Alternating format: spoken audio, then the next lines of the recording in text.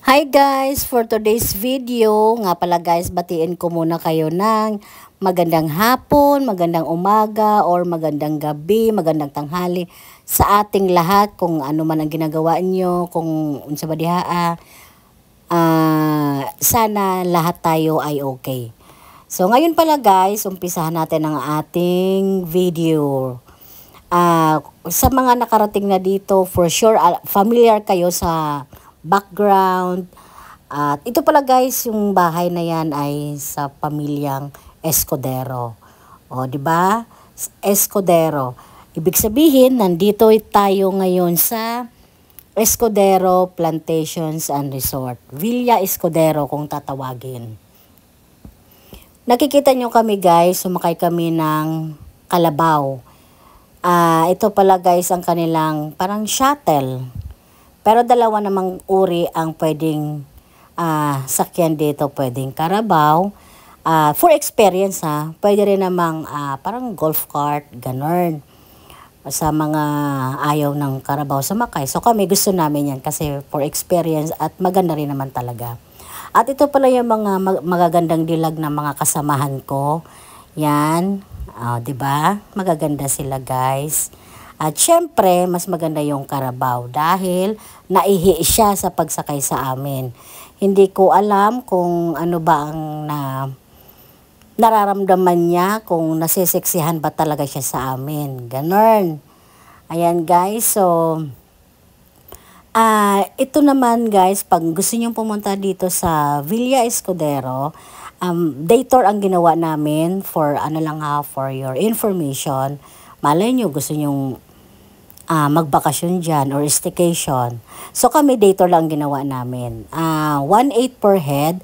Ang kalakip na niyaan ay meron ng lunch. Kumbaga meron din siyang bamboo rafting. Ang lunch niyan guys ay buffet. Tapos, ayan, meron din siya. Ayan, nakita nyo yung sa waterfalls, doon daw kasi ang lunch. So, ayun guys. Tapos, yun, may kasamang Carabao na parang pag-shuttle. Ano bang tawag nila doon? Yan, yung mga ganun. At ito pala guys, yung makikita nyo ay dyan magla-lunch. Kasi galing kami ng may museum tour kasi yan So hindi na natin pinakita kasi wala tayong papakita dahil bawal ang phone doon.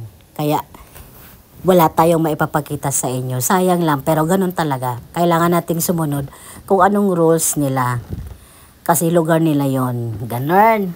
Tapos ito guys, makikita nyo meron siyang yan ang pinaka falls nila. Actually dam yan dam yung area nila. So, ayan, makikita mo sa taas yung falls na sa baba. So, ito na guys, nakapila na tayo kasi yan yung buffet. Kasama yan sa package pag kayo sa kanila, pag nagpabook.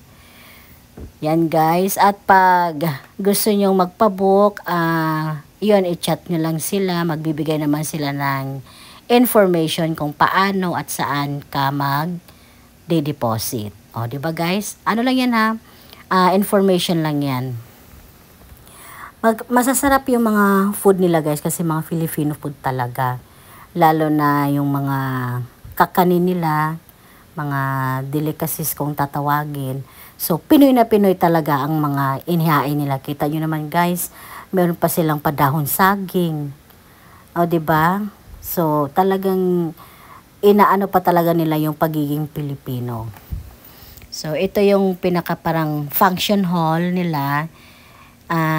Hindi namin ito first time Ay, sa iba kong kasama, first time nila. Pero ako, hindi ko siya first time. At sa iba ko rin kasama na hindi first time. At yan nga, tinatawag ko sa inyo guys na yan, may maruya. Meron silang pa watermelon. Ayan, meron silang, hindi ko na maano kung ano yun. Basta marami silang mga food. Kaya meron silang pabuko. Kung ang gusto mong drinks, meron namang choices. Yan. Meron pa silang pasaging. Parang binalot. Yon. Binalot yung nila. Kung gusto mong ganun yung food doon. Yan. Isi-serve naman nila yon. yung drinks na gusto mo ng buko.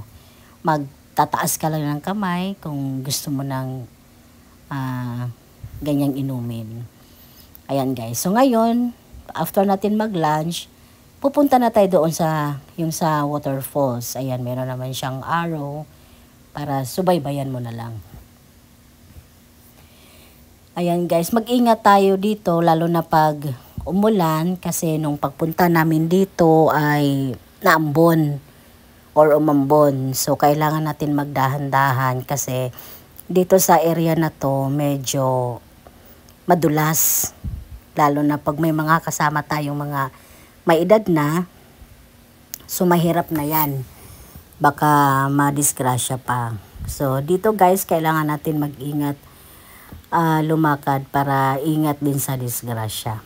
Ito yung maganda siya guys, dito sa baba. Actually yung ito na pala yung dam or yung falls. Yung nakikita nyo dyan may upuan. Diyan dati pwede kang mag-lunch. Diyan talaga dadalhin nila yung food kung ano yung order mo. Ngayon kasi marami ng changes, no? Kasi matagal rin tayong hindi nakabalik. Yun na yun, doon nakakain sa taas. Gawa ng, siguro kasi umulan, so para iwas nga din aksidente. At ito na guys, yun yung love team namin.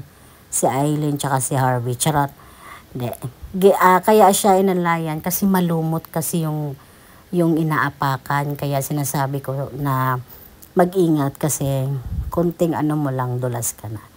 And ito na pala yung mga kasamahan ko, mga babae sa waterfalls. Yan, ganun. At ito naman, pag malapit ka na dito, medyo nakakaduling lang. Ganon. Pero masaya.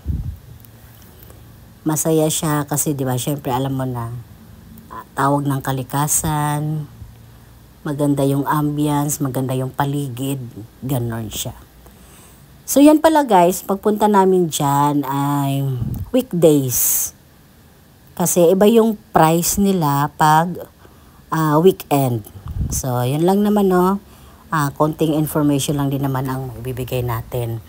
At ito nga guys, dahil tapos na kami doon sa waterfalls, dito naman tayo banda sa kabila, yung sinabi ko kanina na dito talaga dati yung kainan. Na habang kumakain ka, nakababad yung paa mo. So dahil marami mga pagbabago, doon na sa itaas nag-lunch or buffet.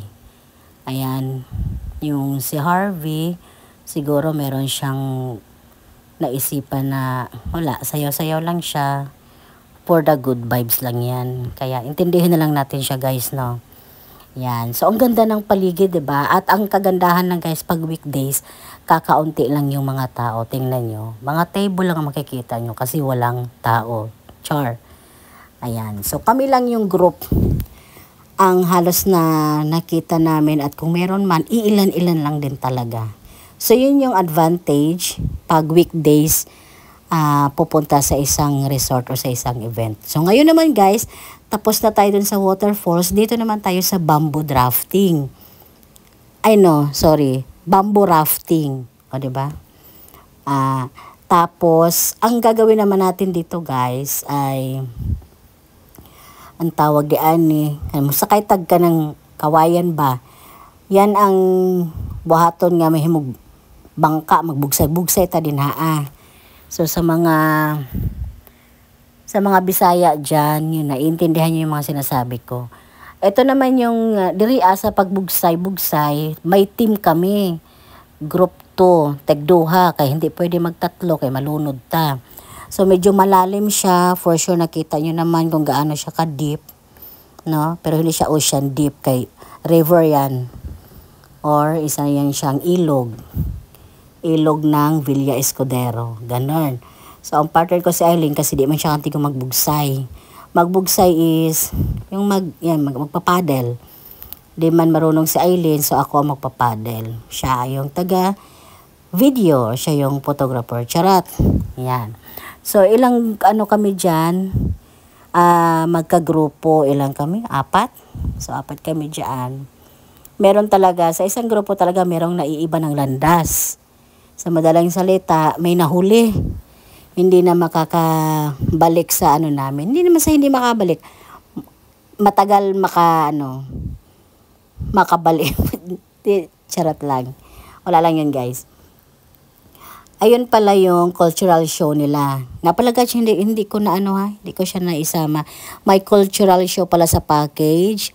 Meron din pala siyang museum. So marami guys, dun sa 1.8, as in talagang worth it naman yung babayaran nyo. So ito na pala guys yung grupo namin. Yan, nagsama-sama na kami. Unfortunately, meron pa talagang nasa dulo. Pero ang saya-saya guys kasi umambon man dyan, pero during bamboo rafting kami, tumigil siya. Kaya nagawa namin yung activity dyan. O diba guys, ang saya-saya lang pag nagsama-sama tayong lahat at nagkakaunawaan. At ano pa ba guys? Yun. So ito nga guys, nagkita-kita na kami at meron pa kami isang kasamahan na nasa dulo. Sige, kapit lang besh at magkasama-sama din tayo sa huli. O diba guys? Kami ang mga group bamboo rafting. Char-char lang. Yan, masaya si Aileen kasi tagakuha siya ng mga video. Ayan. Siyempre, ayun, nag-worry na kami kasi kami, sa iba na kaming panig. Yung kasama namin ay hindi pa talaga nakarating. At ito na pala guys, after namin hiwa-hiwalay na kami ng landas, yan ang itsura namin nung bangka-bangkaan na kami. Nga pala guys, maraming salamat sa suporta at sa mga video na mga in-upload namin sa YouTube or sa Facebook. Maraming salamat. Kaya lagi akong nagpapasalamat sa inyo guys sa mga suporta. Pwede nyo na puntahan guys. Pagpabook lang kayo. Kahit through web, meron naman po sila at po nila. Nag-i-entertain talaga sila ng mga kliyente para dyan sa event na yan o sa lugar nila. Ayun guys. Dito lang yan guys sa Villa Escudero Plantations and Resort sa may actually San Pablo siya pero kasi boundary siya ng Quezon. So, kahit i-search nyo guys, makikita nyo naman pati yung price. Nga pala guys, maraming salamat uli. At magandang umaga, magandang hapon, magandang tanghali at magandang gabi sa ating lahat. Maraming salamat at mag-ingat tayong lahat. Maraming salamat ulit guys. Salamat sa panunood ng aming mga vlogs at sa pagsuporta. Thank you. Bye-bye po ulit. Tingnan nyo lang po yung mga pictures namin. Ayan guys, maganda. At subukan nyo pumunta. Bye! Bye-bye guys!